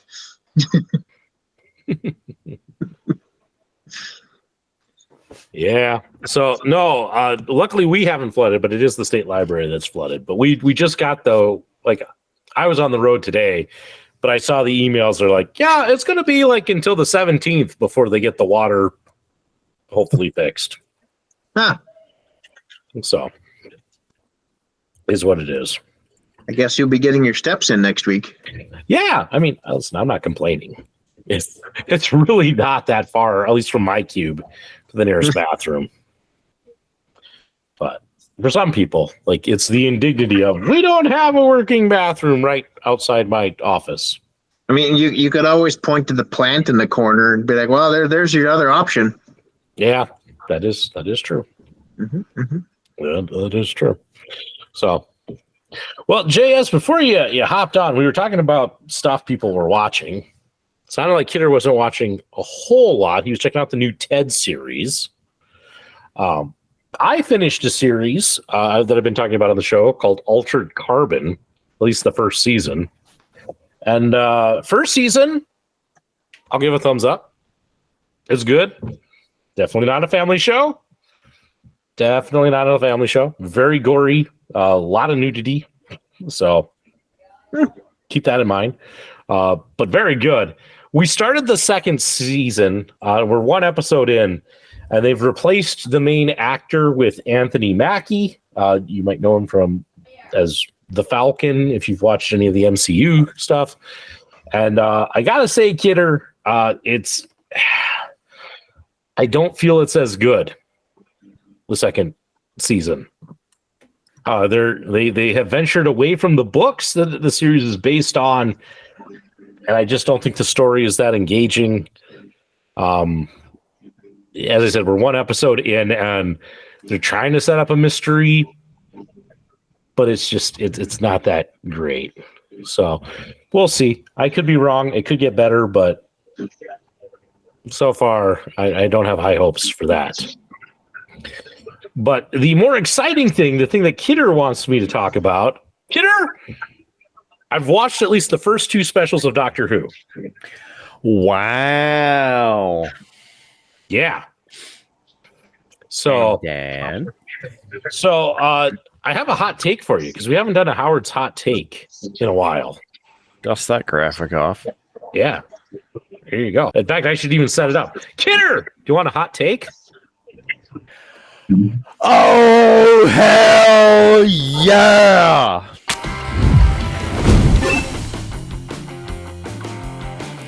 Out of the 10th Doctor's companions, Donna Noble is the worst. I hate Donna Noble. Yeah? I find her annoying and grating. And so the fact that the specials revolve around her, I think that was part of the reason why I liked Matt Smith's run, because we got new companions. Like, I liked Amy Pond, I liked Rory. They were at least interesting. Donna Noble is just whiny, and yeah, I don't like her. And so Yeah. that's been the hard thing for me with like the 2 that I've seen so far is she's just grating. So yeah, great to see David Tennant back. yeah. Enjoying that. That's fun. But she really brings the episodes down. I thought the first episode or the first special was good. The second one was okay. I think it relied a bit too much on CGI environments and such. It just, I don't know. It was okay. So I know you said you had some strong thoughts. I do have thoughts on it where they're trying too much. You know what I mean? I think they're just trying too much, and it's just not the true Who like we were used to. Yeah, it feels like there's a bigger, grander story, but we haven't gotten anything for it, if that makes sense. And I'm a little worried that we're not going to get anything. I know you've seen more than I have, but yeah, I have, and I don't want to ruin it, so I won't, because spoilers. However, it's still as good as it is. It is still not the caliber of seasons 2 through 4. I mean, even 1 through 4. And those specials, those were all very good. And then there's this, And I'm like, oh yeah, David Tennant, great. And then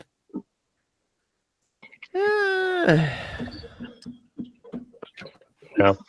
Do you want another hot take, Kidder? yes. I got another one.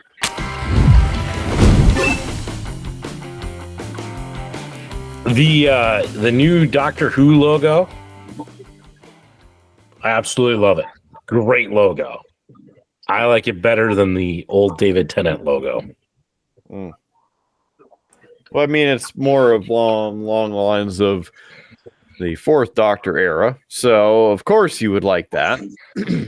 Whereas I think the previous one for the series 1 through 4 was just fine. That's where you're wrong. Even last season's was fine. I didn't With see the last 13th season. Doctor. I know, but even that one, just the text, it was simple, it was clean, it was fine. There's nothing wrong with it. This looks gimmicky. I love it. I think it's great. Well, you are gimmicky, so of course you go for it. Enjoy it. You enjoy it. I'll let you in on some blasphemy. I have not seen a single episode, let alone season, of Doctor Who since its inception in, 1974? It's older than that. Ooh. Just turned 60. Yeah. I'm not good at spelling, so I don't know what year that is. Mm. A coon's age and a fortnight. It's a good series if you like sci-fi. Is what I put it. And you don't have to see all of it. Like you can miss episodes. And I'm sure they're great. It's just been one that I do or have not gotten into, but at the same time, I don't watch enough TV to get into any of them. I did binge watch the live action One Piece all the way through. We had a couple days or something where we couldn't do anything or what have you, and I was able to binge watch the entire season. That was good. I very much enjoyed that. I also did start watching Blue-Eyed Samurai. I think I watched like the first 4 episodes maybe. And that's all the farther I've made it, and I haven't watched TV since, and that was a month-ish ago, maybe almost 2 now. The only other thing that I've been watching and is one of my favorite YouTubers, the Geo Wizard. I caught the end of his latest adventure where he's basically put a tenner in his pocket and he's walking as far north as he can until he runs out of money. And it was a okay little 2-video series. He does get up to his old shenanigans of trespassing. I'll put it that way. But it's a little disappointing because he just like calls it quits. But like throughout the whole thing, you never know like how far he's going to go. So you don't know like, are you achieving anything besides you just went for a really long walk? So it was interesting. I prefer his straight line missions though, and I'm hoping he does one of those again soon. I think he should try one in the U.S. And I know you'd said that he said he would never dare try it in the United States, but I think it would be a wonderful YouTube series.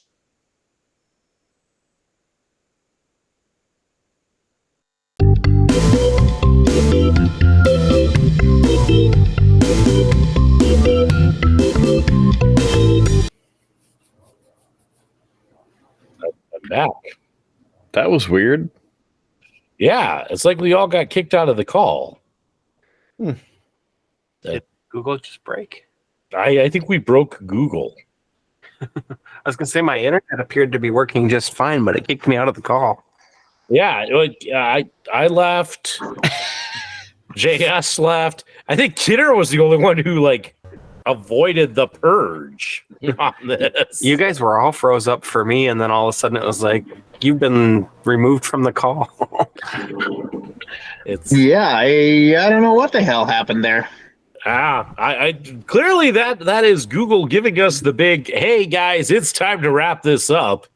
And I think we better before Google breaks further. So on that maybe disappointing note, Kidder, we've been talking for quite a while. It's time we wrap this show up before Google breaks with some cheap plugs. Okay. Well, first and foremost, our website, beerbluesbs.com. Visit us in cyberspace. Our home can be your home as well, beerbluesbs.com. Also, subscribe. $1 a month helps us starving podcast hosts survive. Streamlabs.com/beerbluesbs. Again, streamlabs.com/beerbluesbs. Right there at the bottom of the screen if you're watching this, and of course in the show notes if you're listening to this. Thank you for joining us for this episode and every episode, of course. Also want to mention that please like us on Facebook, Instagram, YouTube, iHeartRadio, Pandora, TuneIn, Stitcher, IMDb, Player FM, Amazon Podcasts, Google Podcasts, YouTube Podcasts, all of the above, all of them, you know, the things. Please help us and help us often. Click the thumbs up, you know, smash that sub button. You don't even have to turn on the notifications, just subscribe. That helps us break the algorithm. And we'll be getting all those fancy videos from JS real soon. And then you'll actually see this, and smash that like button and the sub button, please. Other than that, you can help us continue the show by buying some sweet merch like pint glasses, perhaps signs, perhaps stickers, t-shirts. Local Geek has a smattering of all of the above. In fact, right in front of him, he's searching. He's searching. He's I looking. do indeed. I've got stickers. I got the glass. He is the Triple B's biggest fan and alcohol provider. Probably. No? Does that make me an enabler? Yes, because this is a meeting, and pretty soon we're going to have to start introducing ourselves at the beginning of the show instead of Howard introducing all of us. And then it's a problem because we don't have coins to give out. Guess you really make challenge coins. We can't afford that. Come on. Those things are expensive. Put that thing down. That's not ours.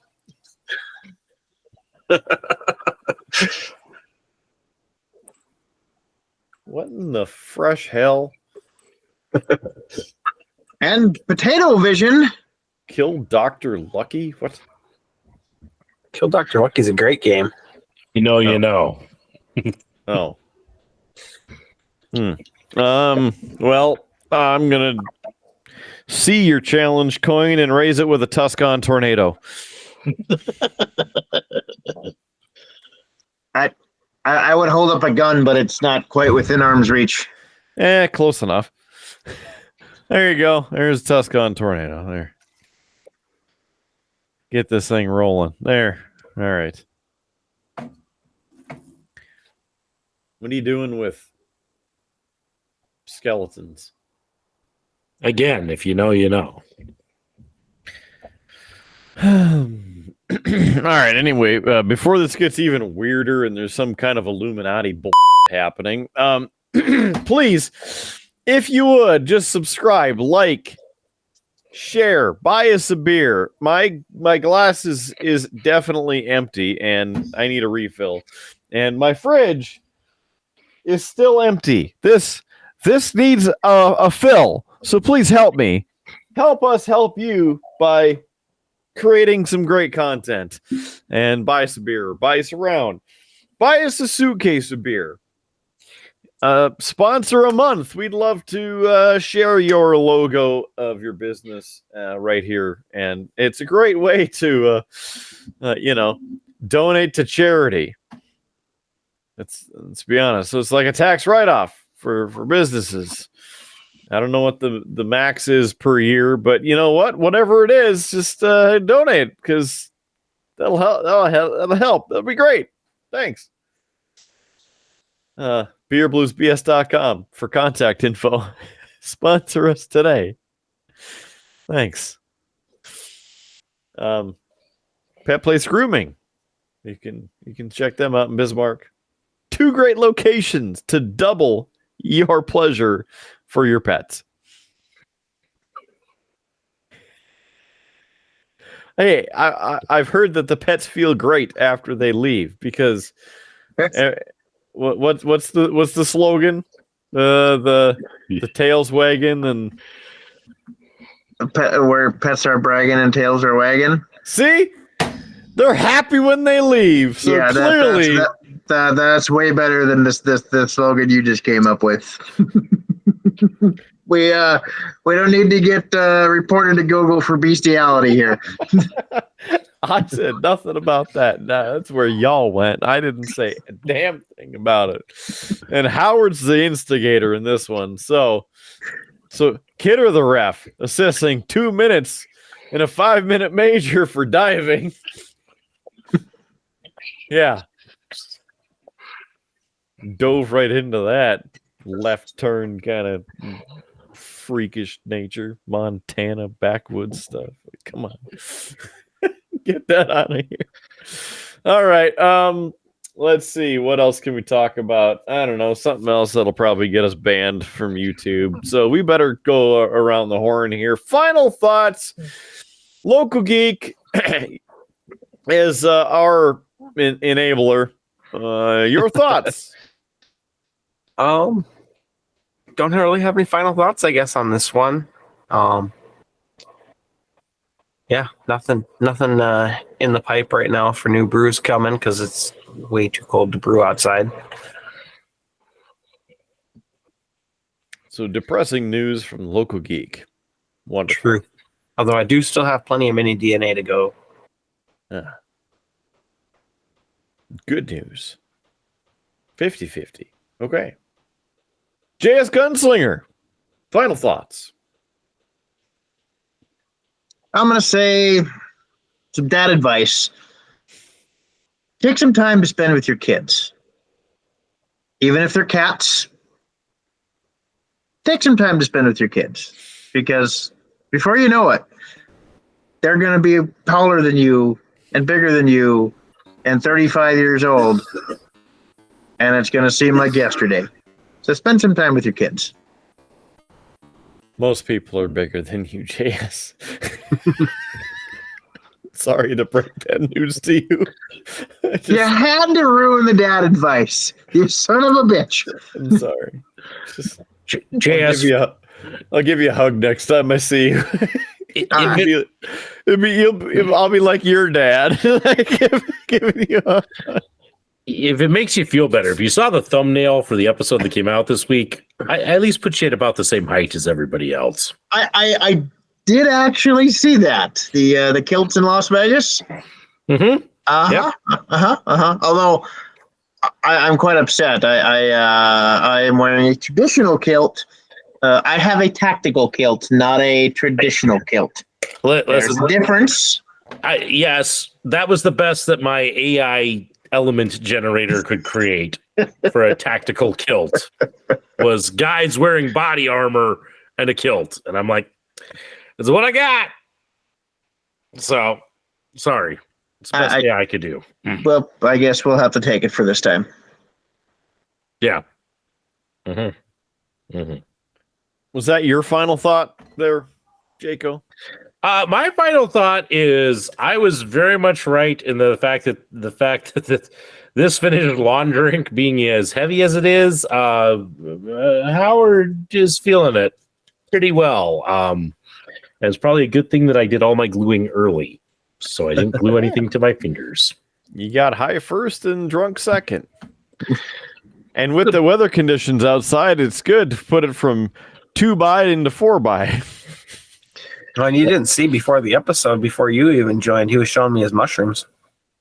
I was. Classic Howard. You drug addict, you. He's even wearing pants. Yes. Is that a diaper? I mean, listen, I don't know what Toad actually wears. My kids somehow ripped the arm off of him and I put him back together. That's what I do. Good thing the cops weren't called. Also fix this lovely stitch magnet. You stitched back together? Yeah, and touched up the paint and all of that. And this figure now has 2 legs. So, been very productive. And now I'm glad I'm not playing with glue, because I'd probably glue something to myself. Okay. I do have a departing dad joke for you all. Why don't the Amish travel very far from home? Because their vehicles are grass guzzlers.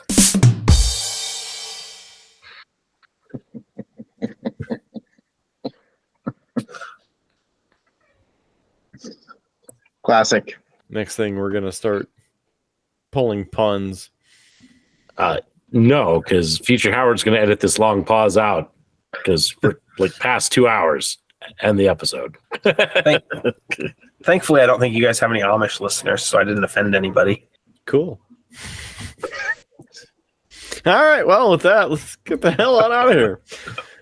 For the brewmaster himself, local geek, and the statistician, for the Triple B armor JS gunslinger, for Howard Blues, that guy, glue sniffer extraordinaire, I am the man, the myth, the legend, Mark Kidder. I'm gonna say that we need to get gone out of here. So, for this episode and every episode, thank you for joining us. We do appreciate you. Hope you join us for the next one. There's free beer tomorrow. Keep your glass at least half full, and we will catch you on down that whiteout Tuscan highway. Have good to see you in the next episode. Beer, blues, and BS. Cheers. You have been listening to a UA production of Beer, Blues, and BS. If you enjoyed the show, help others find out about it by rating the show or leaving a review at your podcast listening service of choice. Thanks for listening, and may your glass never be empty.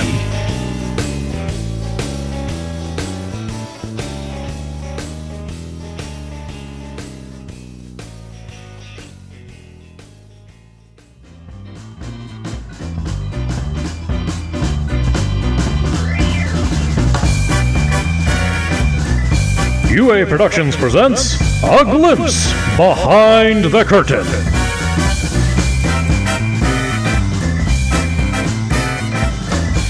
Evening, Mr. Kidder.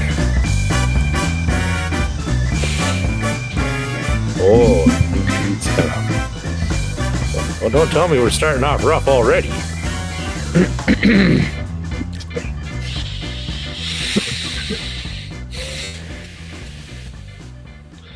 That sigh can tell you a story of 1,000 words.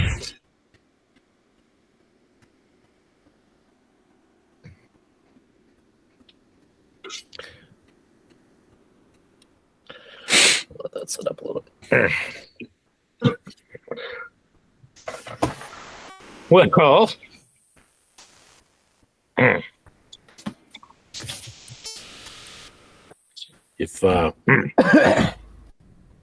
if you're ready, Kidder, I'm going to take that as your usual non-committal committal. Yeah, I can do it if we have to, I guess. Well, you know, the sooner we get started, the sooner I'm a man, and I can change if I have to, I guess. I know. Quando omni fluncus moritatis. All right, sit down. There is no changing Kidder. He's a constant. Yep. Like the Things wind. in this world change. The more I stay the same. Somebody's got to keep the human standard alive. So it's good. I see the local geek adding some stuff to the run sheet, which is good. Which is good. Hopefully we have a nice, good show. I'm not even pulling up the rundown because, I like surprises. That's fine. Prepare to be surprised, good sir. It's a fairly full run sheet. It is. 7 topics, some of them with subtopics. Yeah. Oh, no. Yeah. I'd hang up the headphones, but they're in my ears, so. Yeah, just wait. I'm sure there will be at least one topic that I introduce and Kidder has no thoughts or opinions, and we just move on. Beer, blues, and BS. Yep. Shut her down. I had to make that joke because that's what happened on the episode that came out tonight. It was actually the last time you were on Local Geek. Yeah, I actually was watching it before you sent the invite. I didn't even get to what's on tap, so you had very good timing on when you sent it. But yeah, well, yeah, but it Kidder actually started that episode in the dark as well. What's funny is I was just thinking about that episode yesterday. And I saw my come out. my package of googly eyes. Yep, that's the episode that came out tonight. So, anyway, we'll might as well kick this show off. Get going.